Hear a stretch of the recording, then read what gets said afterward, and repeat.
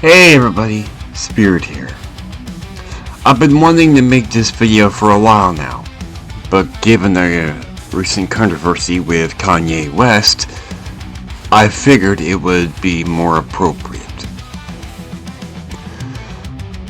For those of you who do follow me, know that I do get a lot of hate over my support over the C-367 law in Canada. Now, while I may not be Canadian, I do support some of the laws that they pass. Not all of them, but you get the idea. Now, for those of you who are unaware of what the C-367 law is, essentially, it would remove religious exceptions for discrimination.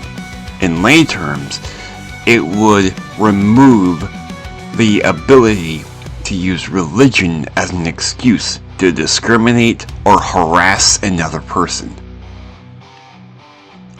This law should have passed. And I get a lot of heat for my support over this law. I understand that my support for this law upset a lot of people. However, understand that my stance on it isn't about stirring controversy or making anyone uncomfortable. It's about a deeply rooted belief in taking responsibility for the things that I say and do. My ancestors have a saying, Skenen Kowa. Directly it means great peace, but when you say that to somebody, you are basically telling them that their words, just as much as their actions, have consequences and they have weight. Meaning that you have to take responsibility for everything that you do. It is your responsibility, your weight that you must carry. Growing up, I was taught this word, and my ancestors were also taught this word. It is to teach us that our words, just as much as our actions, have the power to do great things, but also terrible things. Threats should never be taken lightly. This law, in my view, is a step forward, ensuring that accountability is upheld in our society. We need to create an environment where people understand that their words have serious consequences, and taking responsibility for what we say is a fundamental part of living in a community where we can all see each other as not only as brothers and sisters, but a clan that spans the globe. Take this situation with Kanye, for instance.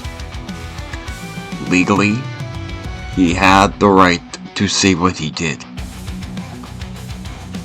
That doesn't make it right, but just because something is legal doesn't make it morally right. Freedom of speech is a fundamental right, but it should never be a shield to be used against consequences for our own words. If someone from the Jewish community were subjugated to such hateful remarks, then they should have the legal right to defend their dignity and their well-being. Places of worship should also have certain immunities removed. They need to take responsibility for the things they do. It's important to understand that everybody has their legal right to have their view. But when it becomes hateful and nasty, we need to put our foot down and say, knock it off. It's not about encouraging violence, but it's about protecting individuals from being verbally attacked and ensuring that there will be legal consequences in place to address such behavior. We need to foster a culture where people think before they speak and understand the weight of their words, just like my ancestors did centuries ago. I was raised with the principle that one must always take responsibility for not only their words, but their actions. This isn't just a personal belief, it's a standard that everyone should apply to. We need laws like C-367 in America to curb the kind of reckless behavior we've been seeing recently. It's not about restricting freedom. It's about promoting a culture of respect and accountability. So to everyone, I ask you to take responsibility for the things you say and the things we do. Religious freedom may be a precious right, but it does not grant us immunity from the consequences of our actions.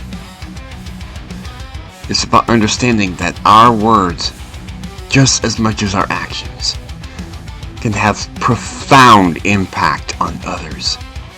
By holding ourselves accountable, whether it be by our own hand or in the hands of the law, we contribute to a more respectful and harmonious society. Thank you for listening. Spirit the Wolf of Galthea signing out. Yawa. Thank you.